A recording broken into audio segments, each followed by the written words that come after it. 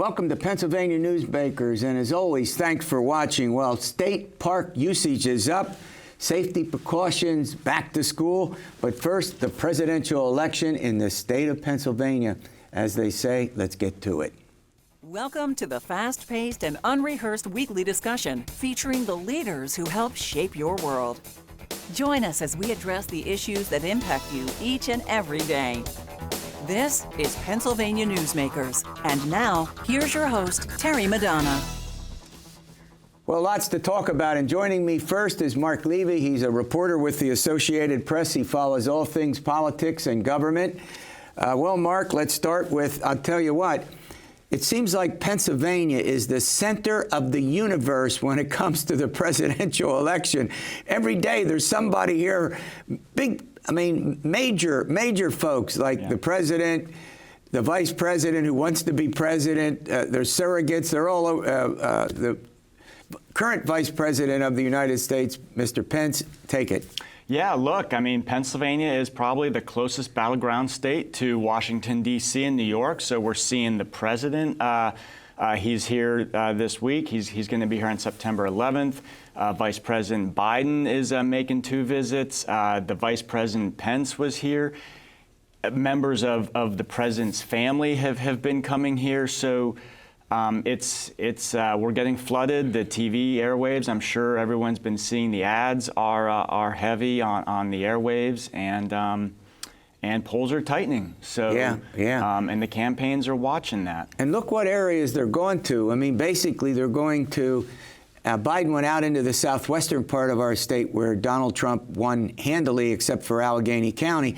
They're going up into the northeastern part of the state where, you know, the president won Luzerne County, something I thought I would never see, a Republican winning Luzerne County, and he almost won Lackawanna County. So they've got these particular areas where they're headed to. Yeah, look, it's sort of the fight for this year's swing voter, the white man. We saw that the President Trump in 2016 accelerated long-term generational political shifts in ways that no one had expected, and now Democrats are trying to get back those sort of rank-and-file union voters in northeastern Pennsylvania, southwestern Pennsylvania that they really lost to the president.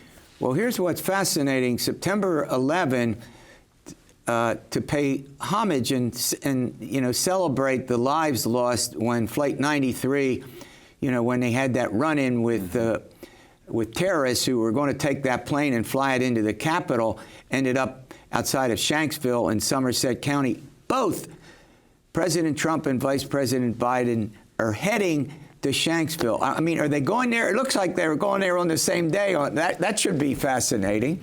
Yeah, I don't know much about the ceremony or how that's going to be handled or security, but I was scratching my head yesterday trying to think of the last time that they might have been in the same place at the same time.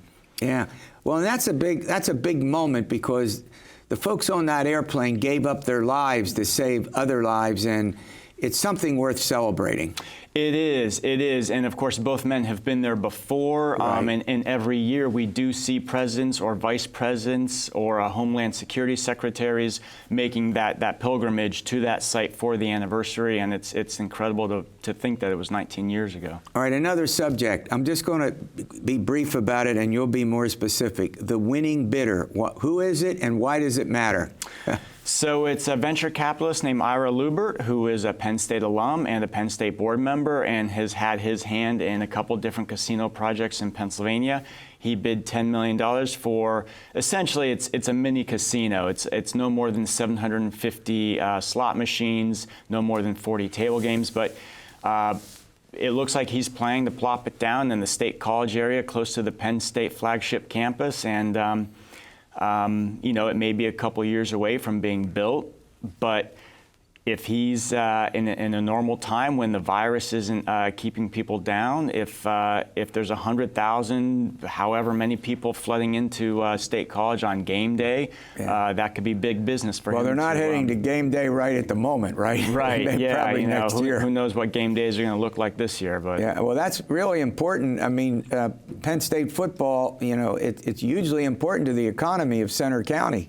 And to the college, right? Yeah. University, I should say. It absolutely is. They depend on that business, and if he's able to take advantage of that tourism, of those people coming to spend time there and spend money, could be a winner. Yeah.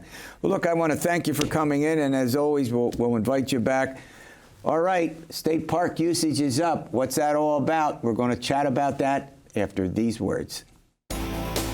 This broadcast of Pennsylvania Newsmakers is presented by the Pennsylvania Chamber of Business and Industry, the statewide voice of business, and by the Pennsylvania State Education Association and Partners for Public Education, bringing the power of a great education to our schools, our students, and our communities.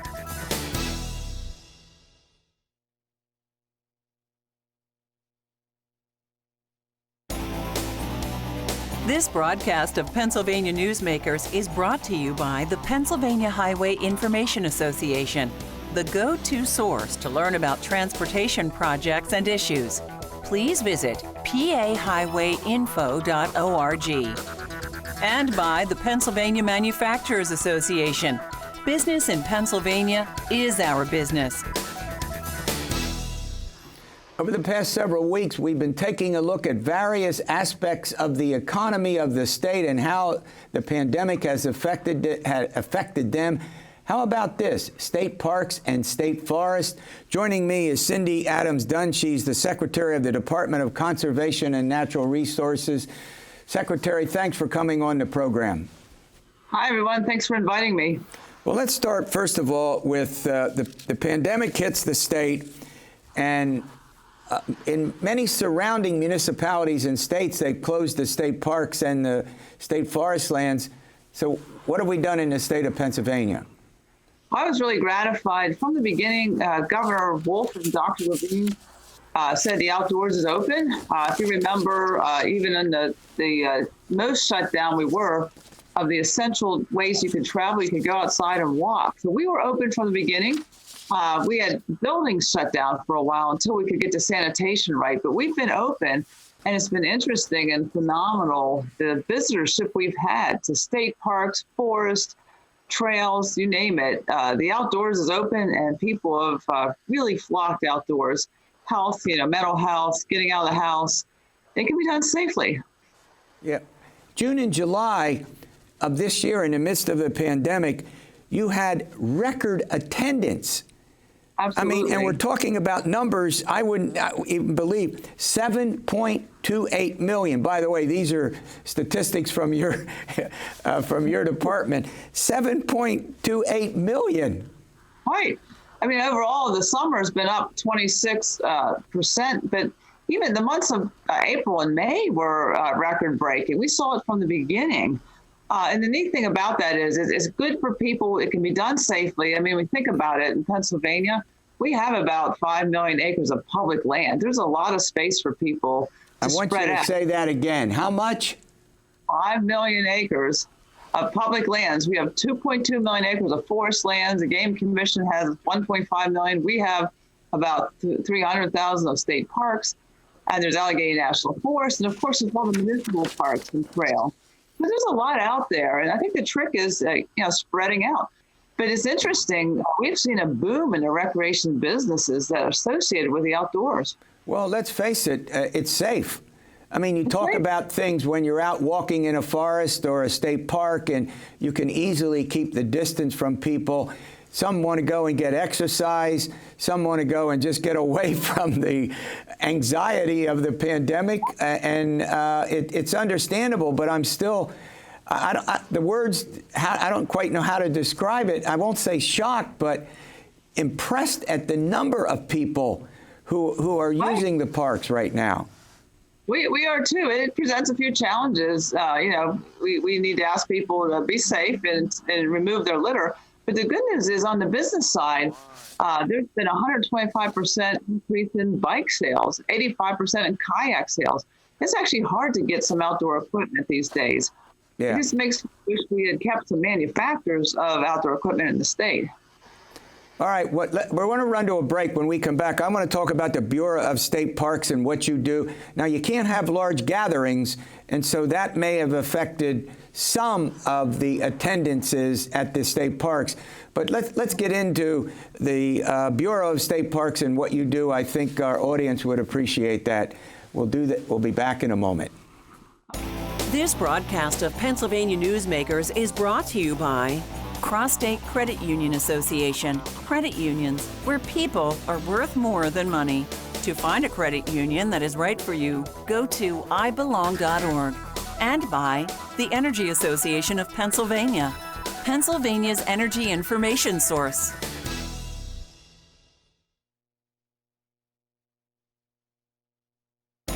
This broadcast of Pennsylvania Newsmakers is brought to you by the Association of Pennsylvania State College and University Faculties, representing the faculty and coaches who are devoted to providing quality public higher education for Pennsylvania's college students.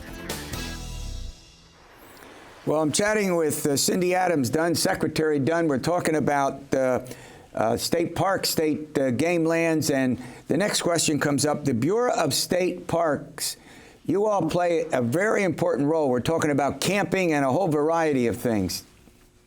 Absolutely. You know, we have 121 state parks. We're a very park-rich state. It's been our tradition. There's a state park within 25 miles of every Pennsylvanian, and they have been booming.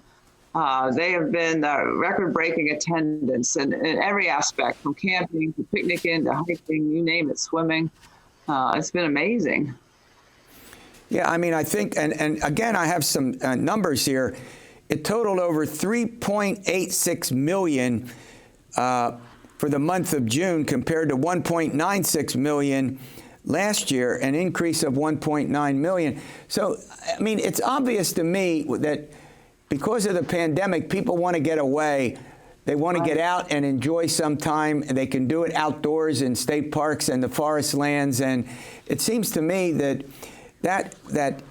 this deserves a lot more press than it's actually gotten, given the significance of it to the economy. Right.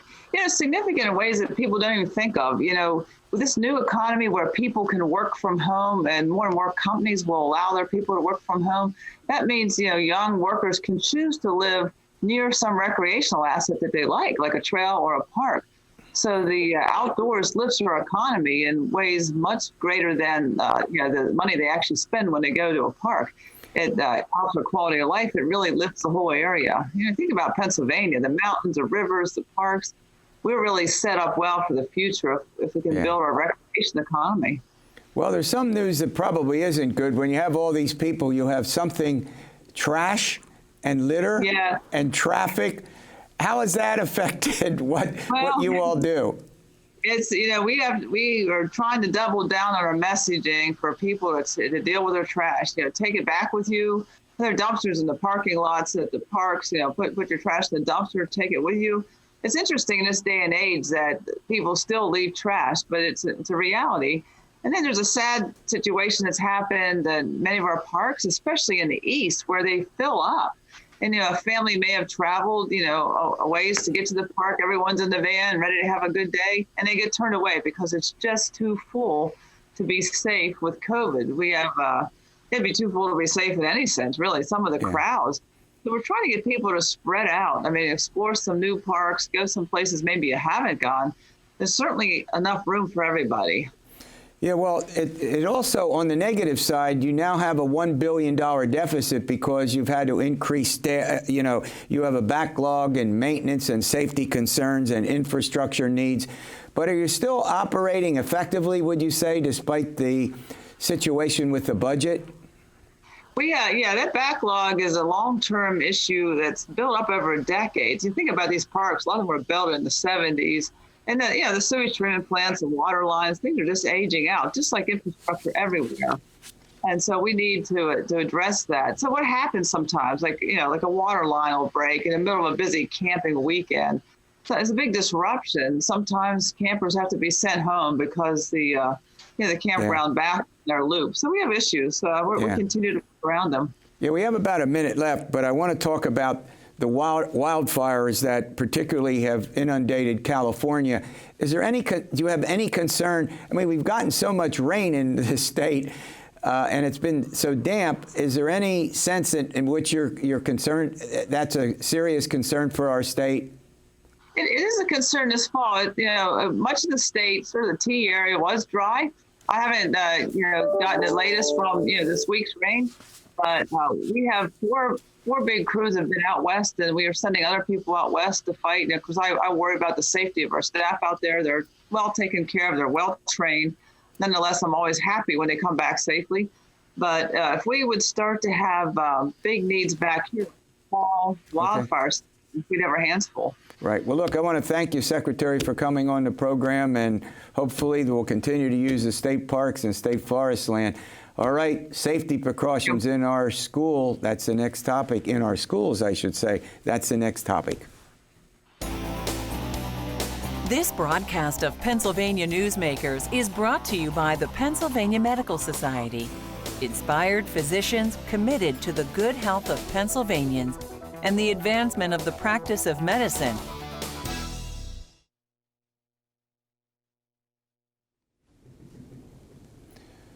Well, how about this? Key safety precautions when, schools have opened in the state of Pennsylvania. That's critically important. Joining me is Rich Askey. He's the president of the Pennsylvania State Education Association. Well, Rich, first of all, you represent teachers and other school personnel in the 500 school districts. Do I have that right? Almost all 500. We Almost have a few, all. No, but I meant there are 500. There are 500. Yeah, yes. that's okay. So what precautions are the schools taking so that, this can be done safely? Well, most schools are following the recommendations by the state. They're following the advice of the health and science fields. We're having the masks. So far, we're only in the first few days, and some schools still haven't opened yet until after Labor Day. But so far, I'm not hearing much pushback on the masks in our schools. The social distancing, that's been a little bit challenging in some places, but I know from what I'm hearing, it's getting better. More schools, because of going hybrid and such, that's creating more space. And we're just making sure we worked hard with schools and the state to make sure there were reopening guidelines. And right now we're watching to make sure that happens. And there's a variety of practices. I mean, some are in person and some are doing it, what I'll say, remotely. And so, no, in the 500 school districts, you've got a variety of practices. Some doing partly open, partly hybrid, some all hybrid, some all in person. Yeah, it's all over the place, but a lot of it is being guided by what the community infection rate is. Right. So if the community infection rate is lower, you can do, more schools are doing like a hybrid method where the students come in part-time like you were talking about. But if it's a substantial infection rate, which fortunately we don't have too much of right now in Pennsylvania, those schools should actually be all virtual. But we have a lot of schools that are virtual just out of being cautious. Well, there's some colleges and universities where they were started out in person, and then they're, virtual and in person, and then more virtual than in person. And you get these reports because colleges have been open earlier than the schools in the state, the elementary, middle, and high schools in the state. And the fact of the matter is that there are cases now on the college campuses causing, some more than a little concern among the faculty and administrators on college campuses. Yeah, that's absolutely right. So we have a district right in Penn State and everything. So we have that's a concern to us for our members who serve in the state college school district. As they say, it only takes a few people to ruin the good things that everybody's doing. Yeah. Well, one of the things that we keep hearing about, and it's true in higher education as well, and that is teachers and other school personnel are nervous about returning to school, and I'm going to add the word safely. That's right. So what's the specifics of that? Well, I have heard from members who are very anxious about returning to school. It's very concerning, but at the same time, they really are anxious to get back to their students and see their kids because they know the importance of in-person teaching. So that's why we're pushing so hard to make sure that schools are doing it the right way. If you respect the mask, the masks, the social distancing, the cleaning and sanitizing and looking at your air filtration and stuff like that, it can be done safely in most cases. And teachers have been, going through I'll call it a learning exercise in order to get prepared so that they know what to do. Well, I'd characterize it as a learning marathon. A learning marathon that started back in March. God bless them all. They were so focused over the summer to make sure that they were looking at the best way to serve the kids, whether it's online or in person during this, making sure that their lessons were revamped so they could do it online, or live streaming now is happening. A lot of live streaming is happening, and they're not finished. They are. I just talked to a member last night that was a bit frustrated because she felt she didn't have enough time in her day to prepare. She has to do a lesson for online. She has to do a lesson for in person. Then she has to do follow-up with students that don't make it. So the teachers are just, once again, they proved to be heroes in March. They're heroes again in September. Yeah.